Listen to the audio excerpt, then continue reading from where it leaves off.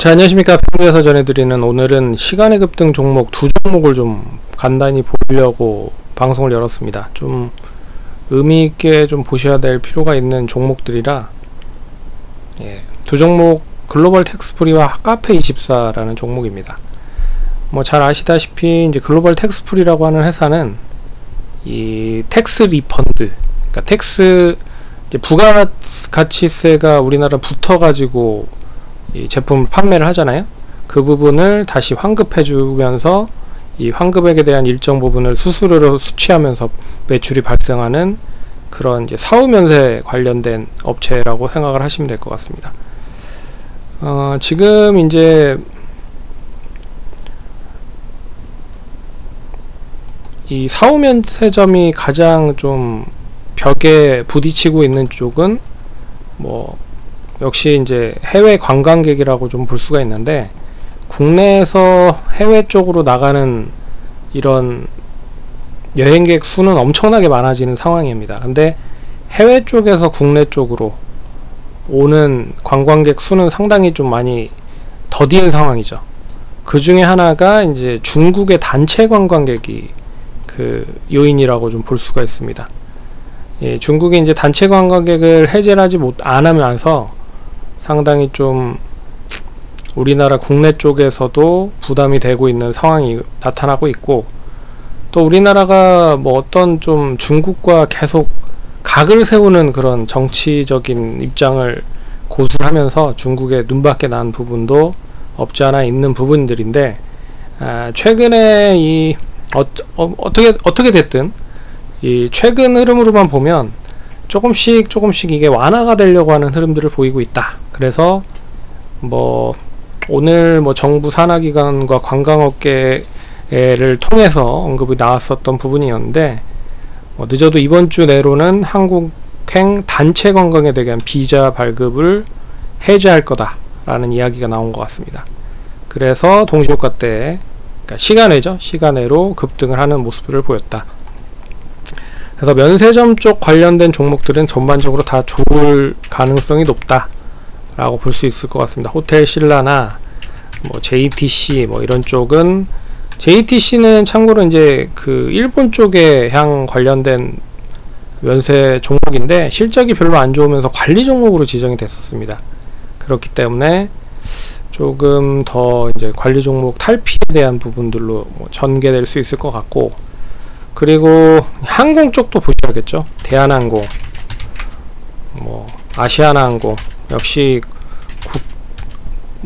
어떻게 보면 중국과 관광객이 많이 늘어나면 늘어날수록 결국에는 그 이제 단거리 노선에 대한 부분들이잖아요. 그래서 1차적으로는 저가항공에 대한 수혜가 뭐 가장 클 거라고 보고 있습니다. 제주항공이나 이제 대한항공의 저가항공인 진에어, 그 에어부산, 그러니까 아시아나의 저가항공인 에어부산, 그리고 티웨이 항공 등 뭐 이런 저가항공주들이 이제 단기적인 시세가 나올 가능성이 높다. 그래서 단체 관광객이 풀리면 결국에는 이제 항공 쪽과 그리고 여행 쪽 그리고 면세 쪽, 그래서 면세 쪽은 글로벌 텍스프리가 대장이 될 가능성이 높을 것 같고요. 거기에 좀 JTC나 뭐 이런 쪽, 그리고 호텔 신라 쪽으로 순으로 보시면 될 것 같고, 그리고 이제 카지노 쪽도 눈여겨 보셔야 될 것 같습니다. 특히나 이제 단체 관광객에 대한 카지노, 중국 단체 관광객이 늘어나면 결국 이제 정캐 쪽으로도 매출이 확대될 수 있을 거라 보고 있거든요. 그러면 롯데관광개발, 이제 제주도에 있는 카지노입니다.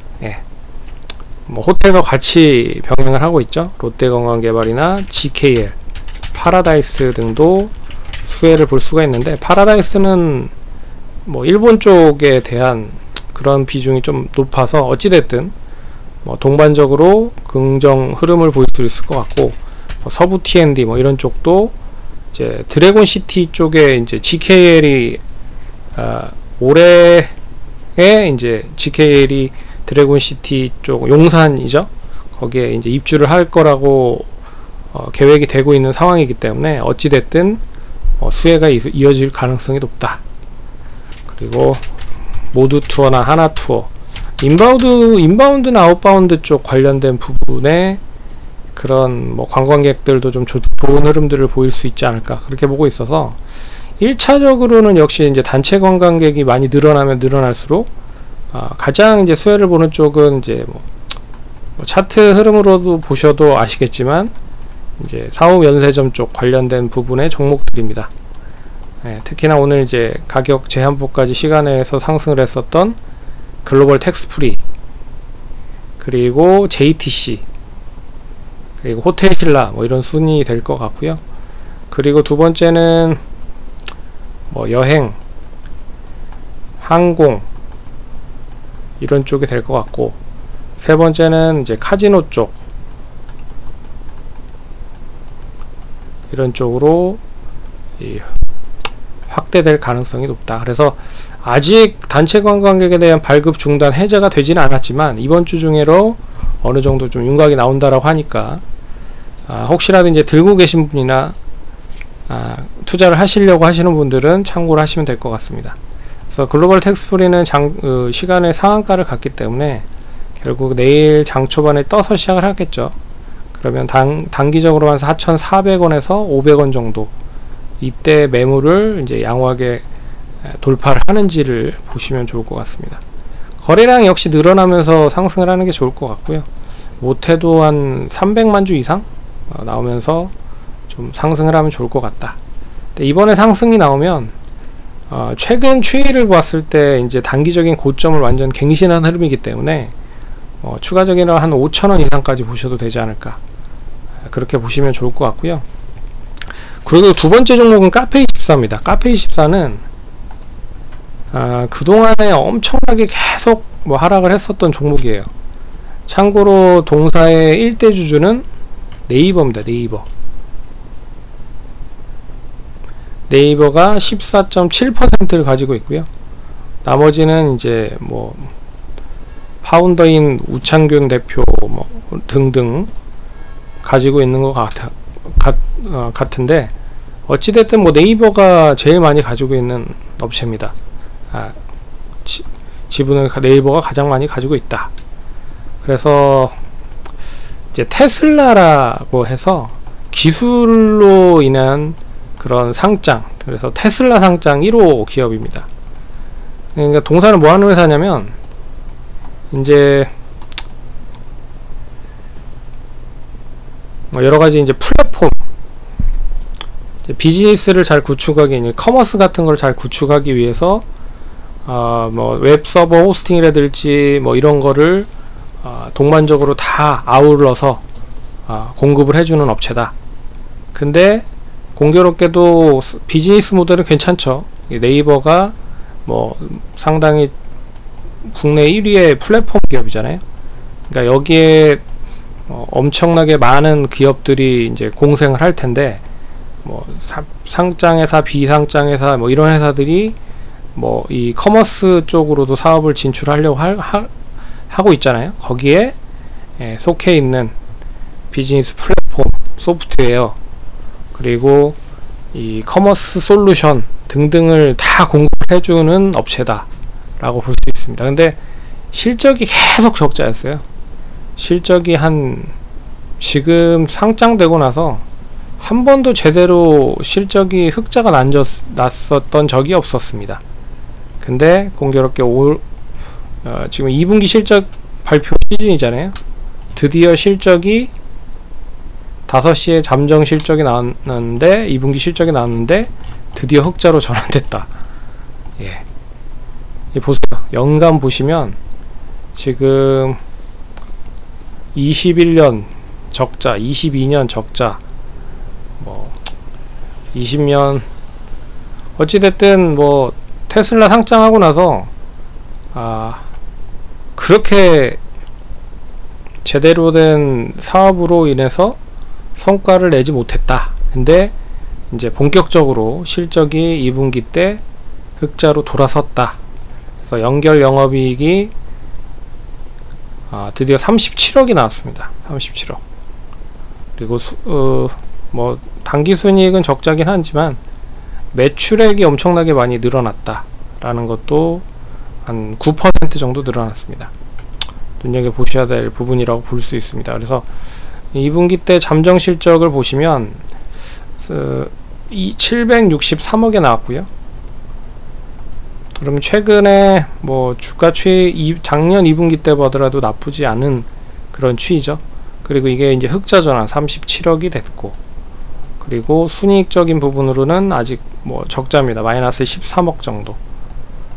근데 이 이제 영업이익 자체가 흑자 전환됐다라고 하니까 그 기대감으로 인해서 이제 본격적인 사업 턴어라운드가 된 거 아니냐 라고 해서 이제 주가는 먼저 선반영이 되면서 시간의 상한가를 갔다.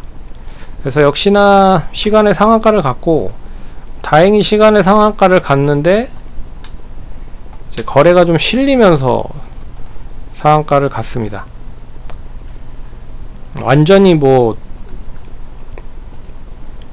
상한가를 갔다라고 해도 뭐 한 주로 뭐 상한가를 가는 경우도 있잖아요. 근데 거래가 꽤 많이 실린 거래량 뭐 한 23,000주 정도. 그리고 이 회사 자체가 거래가 그렇게 많이 늘어난 많은 회사는 아닙니다.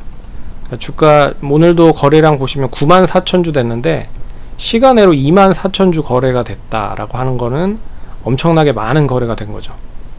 그래서 내일 장 초반에 역시나 뜰 거라고 좀 보고 있는데, 가격 제한폭까지 올랐기 때문에 역시 13,240원으로 시간에 마감이 됐고 13,240원으로 시작을 할 겁니다.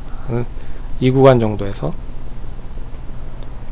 그리고 나서 이제 단기적으로 올라가면 한 14,000원까지도 올라갈 것 같고요. 추가적으로 아주 세다 그럼 뭐 15,000원 이상까지도 한번 움직일 수 있을 것 같습니다.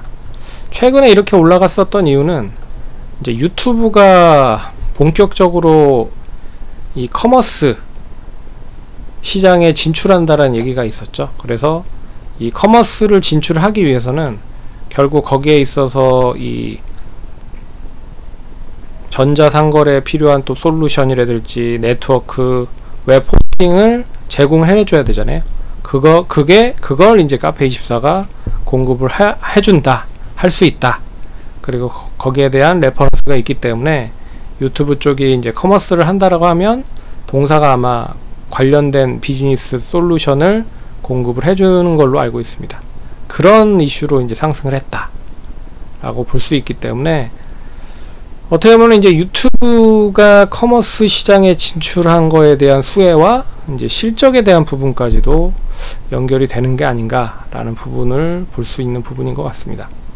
그래서 단기적으로는 뭐 14,000원 뭐 양호하게 유지가 되면 뭐 16,000원 이상까지도 충분히 움직일 수 있을 것 같고, 지난번에 고점 만들었었던 18,000원까지도 상승을 할 수 있을 것 같습니다.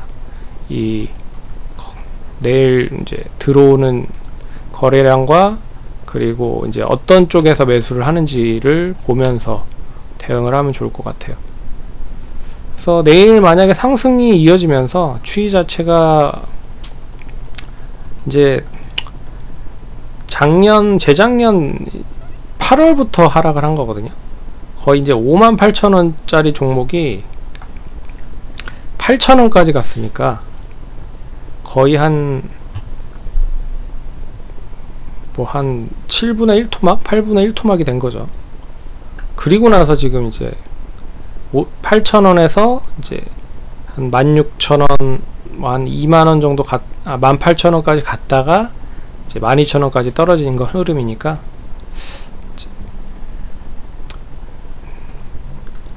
상당히 뭐 주봉상 월봉상 봐도 완전 바닥권에서의 상승이기 때문에 눈여겨보셔야 될 필요가 있고, 이 종목이 역시나 상승을 하면 이제 웹 호스팅이라든지 뭐 이런 종목들도 동반적으로 따라 움직일 가능성이 높죠.